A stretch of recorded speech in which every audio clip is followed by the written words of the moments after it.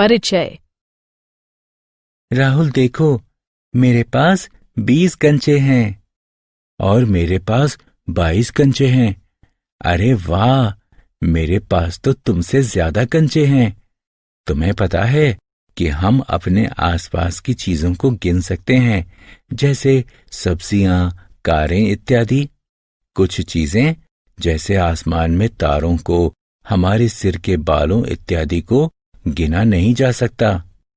राहुल, गणितीय रूप से तुम पूर्ण संख्याओं के बारे में बातें कर रहे हो। बच्चों, आइए हम इस पाठ में पूर्ण संख्याओं के बारे में विस्तार से अध्ययन करें। उद्देश्य। इस पाठ के अंत में आप निम्न करने में सक्षम हो जाएंगे: प्राकृत संख्याओं तथा पूर्ण संख्याओं की सूची बनाना, एक संख्या रेखा खींचना, संख्या रेखा पर जोड़, घटाव और गुणन का प्रदर्शन करना, पूर्ण संख्याओं के गुणों की चर्चा करना, तत्समक अवयव की चर्चा करना, पूर्ण संख्याओं में तत्समक अवयव के प्रतिरूप, प्राकृत संख्याएं।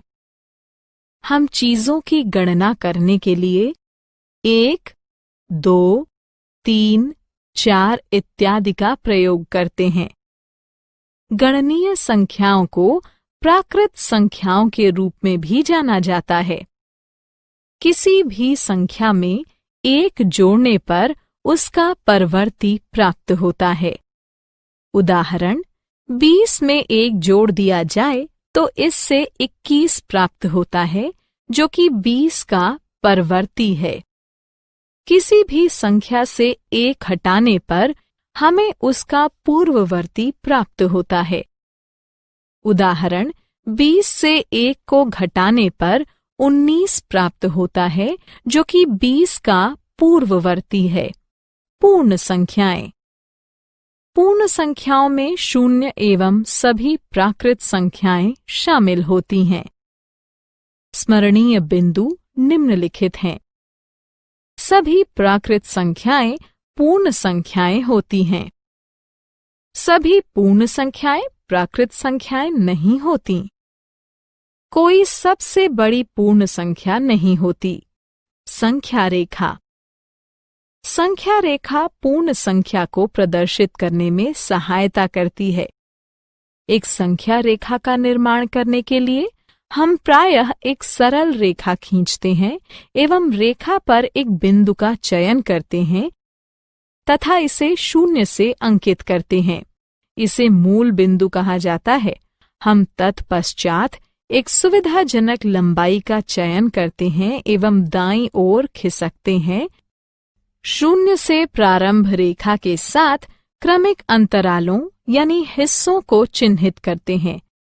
हम अगली पूर्ण संख्या के साथ एक नया अंतराल, अंत बिंदु लेबल करते हैं। एक संख्या रेखा पर किन्हीं भी 2 क्रमिक बिंदुओं के बीच की दूरी को मात्रक दूरी कहा जाता है। संख्या रेखा पर 2 पूर्ण संख्याओं में से किसी संख्या से बड़ी संख्या उसके दाईं ओर आती है। संख्या रेखा पर संक्रियाएं। संख्या रेखा पर योग की कल्पना आसानी से की जा सकती है। आइए संख्या रेखा का प्रयोग करते हुए 3 और 4 के योग की कल्पना करते हैं।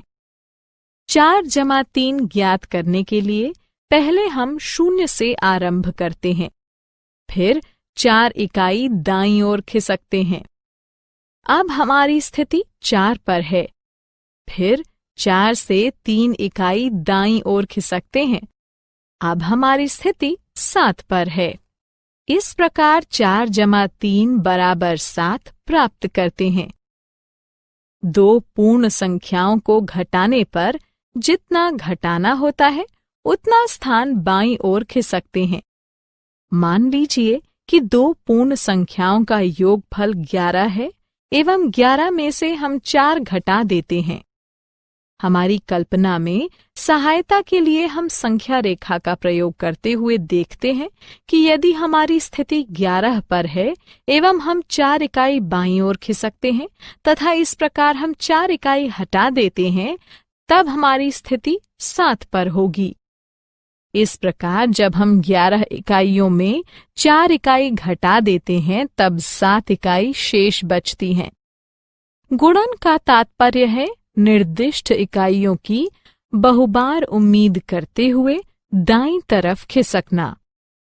उदाहरण के लिए 2 गुणा 5 0 से आरंभ करते हुए एक बार में 2 इकाई दाईं ओर खिसकते हैं। ऐसे 5 बार खिसकते हैं, आप 10 पर पहुंच जाएंगे। अतः हम कहते हैं 2 गुणा 5 बराबर 10 है। पूर्ण संख्याओं के गुण। किन्हीं भी 2 पूर्ण संख्याओं को जोड़ने पर योग राशि भी एक पूर्ण संख्या ही होती है।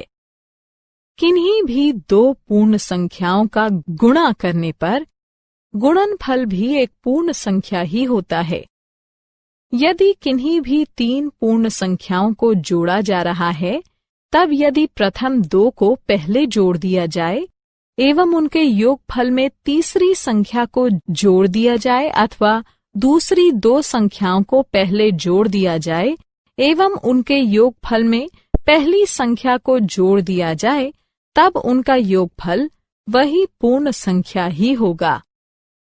यदि किन्हीं भी 3 पूर्ण संख्याओं का गुणा किया जा रहा है, तब यदि प्रथम 2 संख्याओं का गुणा पहले कर दिया जाए एवं फिर उनके गुणनफल में तीसरी संख्या का गुणा दिया जाए अथवा दूसरी 2 संख्याओं का गुणा पहले कर दिया जाए एवं उनके गुणनफल में पहली संख्या का गुणा कर दिया जाए, तब उनका गुणनफल वही पूर्ण संख्या ही होगा।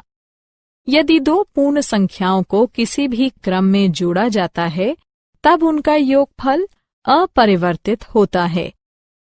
यदि 2 पूर्ण संख्याओं को किसी भी क्रम में गुणा किया जाता है, तब उनका गुणनफल अपरिवर्तित होता है। वितरण गुण यह बताता है कि 2 संख्याओं के एक योगफल से किसी संख्या के गुणन से वही परिणाम हासिल होता है जो प्रत्येक योज्यों का गुणन करके एवं तत्पश्चात उन गुणन को जोड़ने से प्राप्त होता है। उपरोक्त गुण घटाव और विभाजन के लिए लागू नहीं होते हैं। तत्समक अवयव। पूर्ण संख्या 0 को योगात्मक तत्समक अवयव कहा जाता है, क्योंकि जब इसे किसी पूर्ण संख्या से जोड़ा जाता है तब योगफल उस पूर्ण संख्या के समरूप होता है। पूर्ण संख्या 1 को गुणात्मक तत्समक अवयव कहा जाता है, क्योंकि जब इसका गुणा किसी पूर्ण संख्या से किया जाता है तब गुणनफल उस पूर्ण संख्या के समरूप होता है। पूर्ण संख्याओं में प्रतिरूप। संख्याओं को डॉट्स के उपयोग से कुछ सरल आकृतियों में व्यवस्थित किया जा सकता है। आकृतियां निम्नलिखित हो सकती हैं। रेखा। प्रत्येक संख्या को एक रेखा के रूप में व्यवस्थित किया जा सकता है।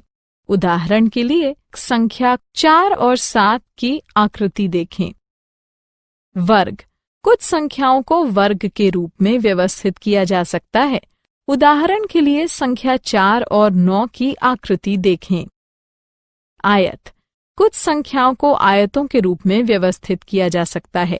आयत एक क्षैतिज या ऊर्ध्वाधर आकृति हो सकते हैं। उदाहरण के लिए संख्या 6 और 8 की आकृति देखें। त्रिभुज। कुछ संख्याओं को त्रिभुज के रूप में व्यवस्थित किया जा सकता है। उदाहरण के लिए संख्या 3 और 6 की आकृति देखें। कभी कभी कुछ प्रतिरूपों को पूर्ण संख्याओं में देखा जाता है, जो गणना प्रक्रिया को सरल बनाने में सहायता करते हैं। उदाहरण के लिए निम्नलिखित समीकरणों को देखें। आइए कुछ और समीकरणों पर नजर डालते हैं। अब एक और उदाहरण को देखते हैं। सारांश। आइए हमने जो कुछ सीखा है उसे संक्षेप में दोहराएं। प्राकृत संख्याएं 1, 2, 3, 4 इत्यादि होती हैं। पूर्ण संख्याएं इत्यादि होती 0, 1, 2, 3, 4 हैं। संख्या रेखा एक रेखा के रूप में संख्याओं की दृश्य प्रस्तुति है। एक संख्या रेखा पर जोड़ना, घटाना एवं गुणा करना सरल होता है। पूर्ण संख्याओं के गुण में सम्मिलित हैं संवृत, साहचर्य, क्रम विनिमेय एवं वितरण गुण। पूर्ण संख्या एक प्रतिरूप का पालन करती है।